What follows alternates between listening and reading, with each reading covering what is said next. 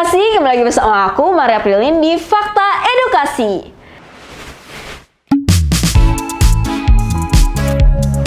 Nah, di video kali ini nih teman-teman edukasi, kita akan bahas tentang sesuatu yang lagi viral akhir-akhir ini, yaitu tentang cancel culture.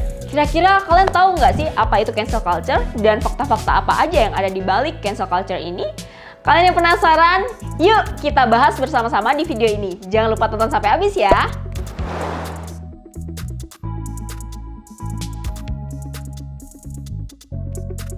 Nah, fakta yang pertama yaitu tentang definisi cancel culture itu sendiri. Jadi teman-teman, sebenarnya cancel culture itu merupakan suatu sifat kolektif di mana kita menolak seorang individu terhadap apa yang mereka katakan dan apa yang mereka perbuat gitu. Simpelnya hal ini berkaitan dengan apa yang mereka lakukan terhadap publik nih. Jadi dengan kata lain kita meng-cancel tindakan baik mereka atau image baik mereka karena perbuatan atau kesalahan yang mereka lakukan. Oke, kita akan masuk di fakta yang kedua.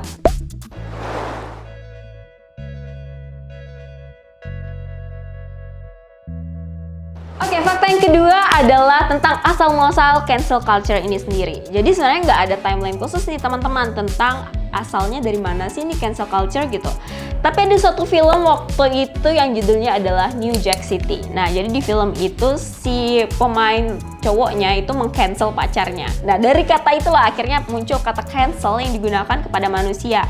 Yang sampai akhirnya itu menjadi tren di Twitter ketika kita tidak menyukai seseorang atau ketika kita memutuskan hubungan dengan seseorang dengan menggunakan kata cancel. Oke.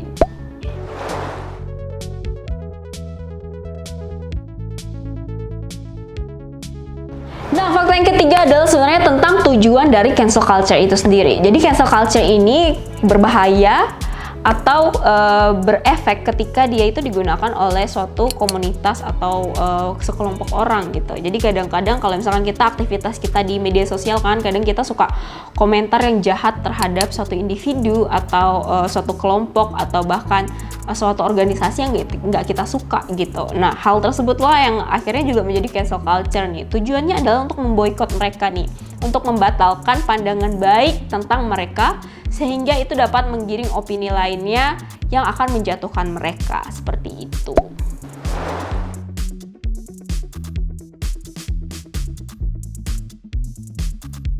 Nah, fakta selanjutnya adalah efek dari cancel culture ini. Seperti yang kita udah sampaikan tadi kan, bahwa tujuan dari cancel culture itu adalah untuk membatalkan seseorang atau untuk memboikot seseorang. Nah, ketika seseorang itu mendapatkan sanksi dari sosialnya, yaitu dijatuhkan melalui pandangan-pandangan negatif di depan publik, tentu saja hal itu akan berpengaruh terhadap kesehatan mental mereka, dan efeknya bisa jadi mereka merasa dikucilkan, mereka merasa dibenci, mereka merasa trauma. Bahkan yang paling menyedihkannya adalah orang yang biasanya mendapatkan efek dari cancel culture ini, mereka akan mengalami depresi dan juga bunuh diri.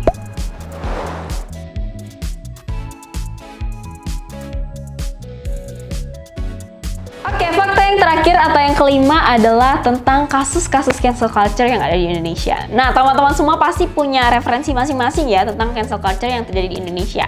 Tapi aku akan berikan beberapa contoh seperti kasusnya Ayu Ting Ting ya teman-teman. Ayu Ting Ting yang waktu itu di cancel culture oleh publik karena perilakunya yang dianggap terlalu dekat dengan suami orang, yaitu waktu itu adalah Raffi Ahmad. Nah, itu agak menyedihkan sih karena kan kita nggak tahu nih apa yang terjadi di balik layar gitu kan. Terus yang kedua adalah kasusnya Saiful Jamil dan juga kasusnya Aurel dan Atta yang dianggap terlalu banyak mengkontenkan kehidupan pribadi mereka dan sebagainya gitu.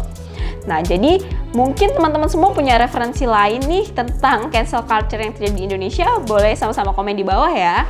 Nah, jadi teman-teman edukasi, demikian pembahasan tentang cancel culture. Untuk kalian semua yang punya referensi lainnya mengenai topik ini, boleh di komen ya di bawah. Dan juga untuk kalian semua mungkin yang punya ide nih atau tips menarik yang bisa kita bahas di video selanjutnya, boleh komen juga di bawah. Jangan lupa like, comment, dan subscribe video ini, dan jangan lupa juga share dan nyalakan notifikasinya ya. Aku Maria Prilin, sampai bertemu lagi di video selanjutnya. Bye!